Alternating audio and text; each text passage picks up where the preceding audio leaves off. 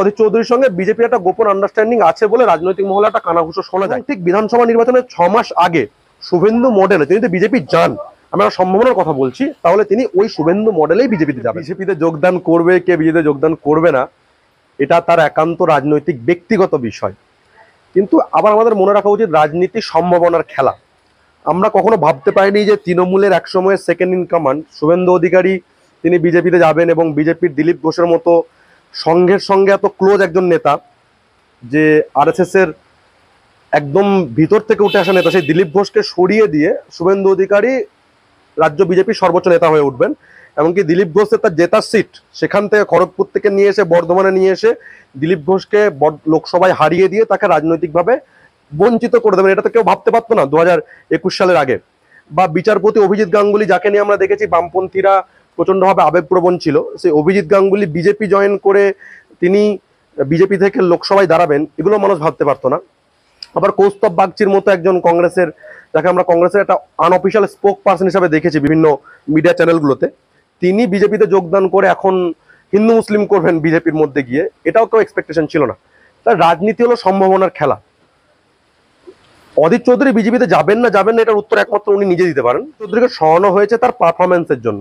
তিনি 2016 সালে পরে 2021 সালে যখন বিধানসভা নির্বাচন হলো, যেখানে 2016 সালে কংগ্রেসের একাধিক এমএলএ ছিল, 2021 সালে এসে সেই এমএলএ সংখ্যা দাঁড়ালো 0। 2022 সালে সাগরদিঘি উপনির্বাচনে তিনি এমন একজনকে টিকিট দিলেন যিনি জেতার পরেই তৃণমূলে জাম করলেন।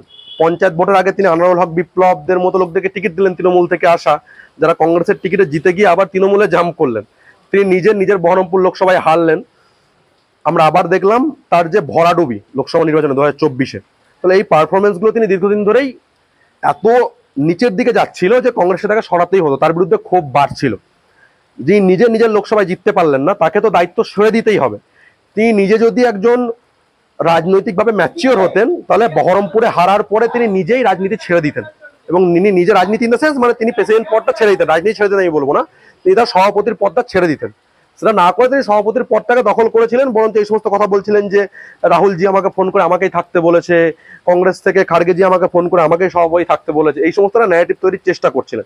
এবার যদি ওনার বিজেপির সঙ্গে যাওয়ার আমি সম্ভাবনার কথা বলি, দেখুন রাজস্থান নির্বাচনের সময় রাজস্থানের যোগী যাকে বলা হয়, সেই কমিউনাল মহারাজকে উনি রাজস্থানের মুখ্যমন্ত্রী হিসেবে দেখতে চেয়েছিলেন। আমরা শুনেছি যে রাজনাথ সিং এর সঙ্গে অধীর চৌধুরীর একটা ভালো সম্পর্ক আছে।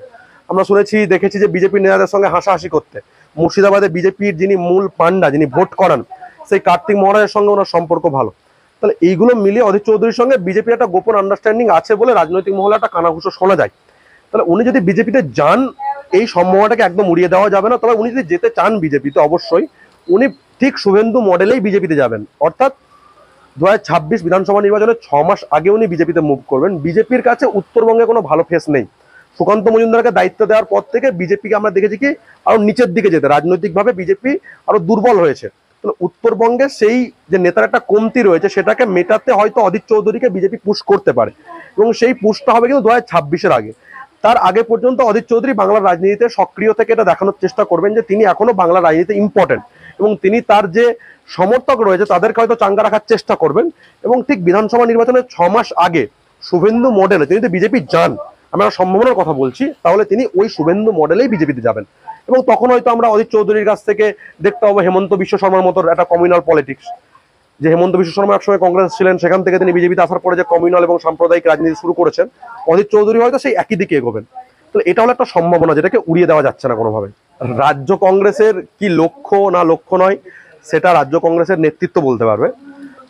কংগ্রেসের যে উচ্চ নেতৃত্ব, আমরা যদি রাহুল গান্ধীকে দেখি, তাহলে তার যে লক্ষ্য সেগুলো খুব স্পষ্ট করে দিচ্ছেন তিনি। একটা হলো যে ভাগিদারির রাজনীতি, অর্থাৎ যার যত পপুলেশন তার তত ভাগিদারি। সেই জন্য তিনি বারবার আমরা দেখছি কি ইউএসএও যখন যাচ্ছেন, হার্ভার্ডেও যখন বসছেন একটা সেমিনারে, তিনি সেখানে কাস্ট সেন্সাসের কথা বলছেন। অর্থাৎ বিভিন্ন ইনস্টিটিউশনগুলোতে ভারতবর্ষের পিছিয়ে থাকা যে জাতিগুলো, দলিত, ওবিসি, আদিবাসী এবং মুসলিম সম্প্রদায়, তার সঙ্গে বিভিন্ন সংখ্যালঘু যে সম্প্রদায় রয়েছে, তাদের যে রাজনৈতিক ভাগিদারিত্ব, তার কথা তিনি বলছেন। তার সঙ্গে আরেকটা কথা তিনি বলছেন যে বড় বড় যে ইন্ডিপেন্ডেন্ট ইনস্টিটিউশনগুলো স্বাধীনতার পরে ভারতবর্ষকে কনস্টিটিউশনের মাধ্যমে দেওয়া হয়েছিল, সেটা ভারতবর্ষের বিভিন্ন কোর্ট হতে পারে, হাইকোর্ট হতে পারে, সুপ্রিম কোর্ট হতে পারে, ভারতবর্ষের কেন্দ্রীয় বিশ্ববিদ্যালয়গুলো হতে পারে, ভারতবর্ষের স্বাধীন যে সংস্থাগুলো এনআইএ হতে পারে, ইডি হতে পারে, সিবিআই হতে পারে, ইনকাম ট্যাক্স হতে পারে, এই সমস্ত ইন্ডিপেন্ডেন্ট ইনস্টিটিউশন বা স্বাধীন সংস্থাগুলোতে ক্রমাগত যে আরএসএস এর একটা প্রভাব বাড়ছে, আরএসএস পন্থী লোকেদেরকে এই সমস্ত ইনস্টিটিউশনের মাথায় বসানো হচ্ছে, তাদেরকে সরিয়ে এই ইনস্টিটিউশনগুলো কি করে আবার স্বাধীন করা যায় এবং এই ইনস্টিটিউশনগুলো জনগণের উপকারের জন্য তৈরি হয়েছিল, এগুলোকে যাতে আবার জনগণের কাজে লাগানো যায়, এই লক্ষ্যে তিনি এগোচ্ছেন। তাহলে আমি আশা করবো যে রাজ্য কংগ্রেসের যিনি দায়িত্ব পেয়েছেন তিনিও তার দিল্লির যে নেতা তার যে লক্ষ্যগুলো সেই লক্ষ্যগুলো নিয়ে এগোবেন। দেখো, রাহুল গান্ধীর ভারত যাত্রা পশ্চিমবঙ্গে হওয়ার পরে আমরা একটা পুরো দেশ জুড়ে একটা হাওয়া দেখলাম, যেখানে বিশেষ করে পাঞ্জাব, হরিয়ানা, উত্তরপ্রদেশের যে পূর্বাঞ্চল সেখানে যে কৃষক সম্প্রদায় তারা রাহুল গান্ধীর দিকে ঝুঁকেছে। ভারতবর্ষের যে সংখ্যালঘু সম্প্রদায় বিশেষ করে মুসলিম, শিখ এবং খ্রিস্টান সম্প্রদায় কেরালায় তারা রাহুল গান্ধীর দিকে ঝুঁকছে। যুব সমাজের একটা বড় অংশ রাহুল গান্ধীর দিকে ঝুঁকছে। এমনকি আমরা দেখলাম 2021 সালে বিধানসভা নির্বাচনে যেখানে কংগ্রেস 0 সিট পেল, সেই কংগ্রেসই লোকসভা নির্বাচনের হিসাবে প্রায় 12টি বিধানসভা জিতেছে পশ্চিমবঙ্গে, তার সঙ্গে একটি লোকসভা জিতেছিল মালদা দক্ষিণ, সেটা জিতেছেই। বিধানসভার হিসাব করে টোটাল 12টি বিধানসভা জিতেছে, তার মধ্যে 5টি বিধানসভা রয়েছে মালদা উত্তরে, আমাদের বিধানসভা রয়েছে তোমার বহরমপুরে রয়েছে একটা, আমার রায়গঞ্জে 2টো বিধানসভায় তারা জয়লাভ করেছে। তাহলে প্রায় 10 থেকে 12টি বিধানসভা, সংখ্যাটা ভুল হতে পারে, আমার 10 থেকে 12-র মধ্যে তারা জয়লাভ করেছে। এই ভোটটাতে কিন্তু রাহুল গান্ধীর একটা পুরো অবদান রয়েছে, কারণ পশ্চিমবঙ্গে রাহুল গান্ধীর প্রতি এখানে যে 30% সংখ্যালঘু মুসলিম ভোটার রয়েছে তাদের একটা আবেগ রয়েছে। তার সঙ্গে পুরুলিয়াতে যে আদিবাসী ভোট রয়েছে তাদেরও রাহুল গান্ধীর প্রতি একটা, এবং কংগ্রেসের যেহেতু একটা বেল সেখানে ছিল তার প্রতি একটা আবেগ রয়েছে। তাহলে এই কথাগুলো কংগ্রেসের নবনিযুক্ত সভাপতির বোঝা উচিত যে এখানকার কোন জায়গার মানুষ তাদেরকে চাইছেন, কিভাবে তারা চাইছেন, তাদের ইস্যু কি কি, কোন রাজনীতি করলে তিনি তার ভোট ব্যাংককে এক জায়গায় আনতে পারবেন, ভোটগুলোকে একত্রীকরণ করতে পারবেন, এবং সবচেয়ে বড় যেটা গুরু দায়িত্ব সেটা হলো যে সমর্থককে ভোটে কনভার্ট করা, অর্থাৎ সমর্থককে ইভিএম অব্দি নিয়ে গিয়ে পার্টির সিম্বলে ভোট করানো। এইগুলোতে তিনি কতটা এগোতে পারেন এগুলো ভবিষ্যৎ বলবে। সামনে উপনির্বাচন আছে, হারোয়া উপনির্বাচন আছে, আজকে আমরা দেখেছি বসিরহাটের সাংসদ মারা গেছেন হাজিরুল ইসলাম, তাহলে বসিরহাট লোকসভাতে উপনির্বাচন আছে। এই উপনির্বাচনগুলোই তিনি নবনিযুক্ত সভাপতি কি পদক্ষেপ নিচ্ছেন এগুলো তার রাজনৈতিক চালকে এবং রাজনৈতিক যে যাতায়াতকে সেটা আমাদের কাছে অনেকটা স্পষ্ট করবে। তো এইগুলো দেখে আমরা বুঝতে পারবো তিনি কংগ্রেসের পক্ষ থেকে অ্যাকচুয়ালি কি চাইছেন। বাকি তৃণমূলের সঙ্গে জোট হবে নাকি বামপন্থীদের সঙ্গে জোট হবে এটা তো বিধানসভা নির্বাচনের আগে ডিসাইডিং ফ্যাক্টর, এখন থেকে সেটা বলা মানে আগ বাড়িয়ে কথা বলা হবে, এবং এখন থেকে সেগুলো বলা উচিত নয়।